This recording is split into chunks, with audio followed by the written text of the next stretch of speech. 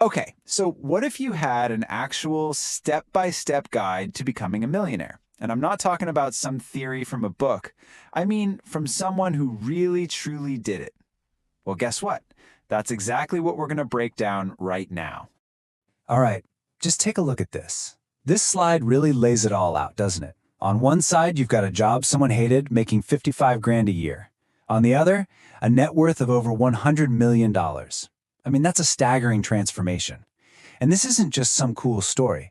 It's literally the foundation for the entire blueprint we're about to walk through. So, you'd think the first step to becoming a millionaire is all about money, right? Well, nope. The first and honestly probably the most surprising stage has nothing to do with money at all. It's all about rewiring your environment, both inside your head and out in the real world. And it starts with the people you spend your time with. And that brings us to a really tough question. One you gotta ask yourself honestly. Who is actually in your circle? Seriously, think about it. Because according to this blueprint, the answer to that question could literally make or break your entire journey. Okay, wow, this is direct. I mean, that's a pretty intense statement, right? But let's unpack it. The point here isn't about cutting off friends just because they have less money. Not at all. It's about auditing your life for what's called a broke mindset.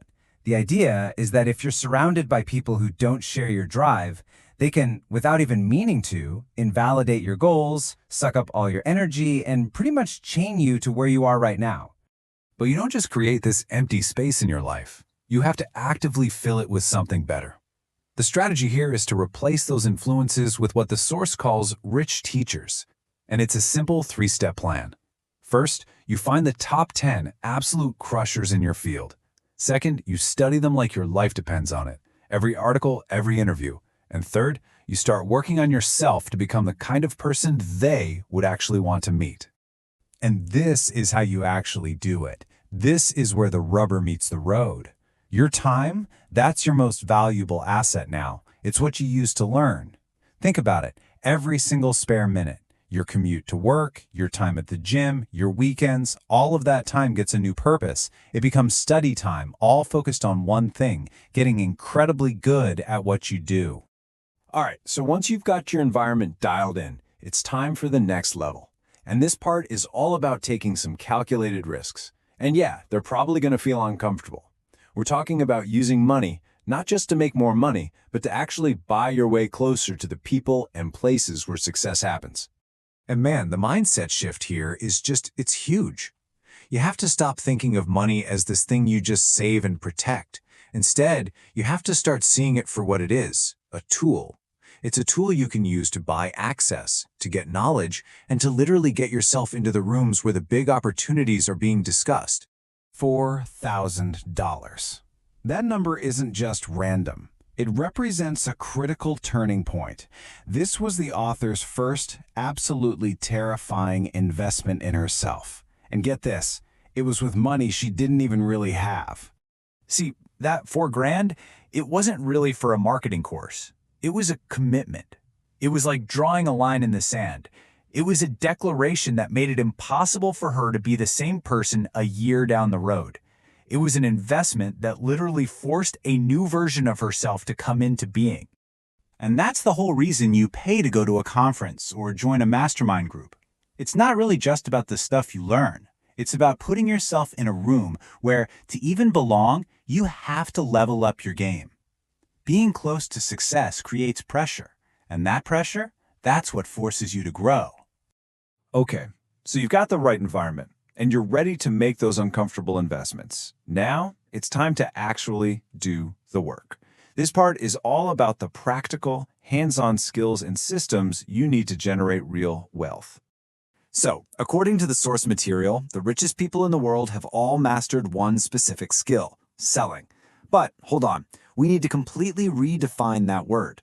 This has nothing to do with being some pushy, sleazy salesperson. No, it's the skill of actually listening, of deeply understanding someone's problem, and then offering a real solution. When you think about it like that, selling is just creating value.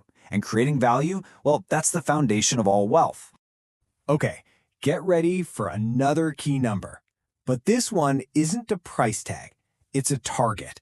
And it's the secret to taking a huge, almost impossible sounding goal and making it feel totally doable.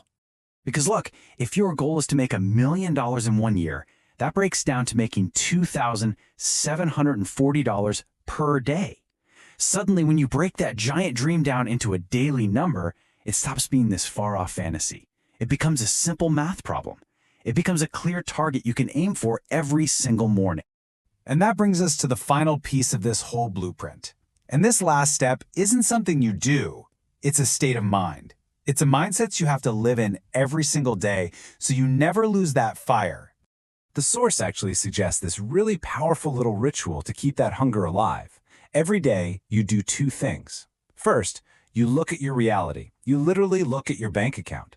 Then, you look at your potential, at your vision board, your goals, and you just go back and forth between those 2 things. And here's why that works. That gap, that tension between where you are and where you want to be, that becomes your fuel. So this idea of staying broke in your mind, it's not about being negative. It's a psychological trick to stop you from getting comfortable. It keeps you laser focused on that vision you're working so damn hard for. So, there you have it. The blueprint is laid out. But, it's totally useless without action, which leaves us with one last question. And this one is a challenge for you. We all have that gap between our reality and our potential. So the real question is, what's that one investment in yourself, whether it's time or money or just energy, that you know deep down you need to make, but you're still just a little too afraid to?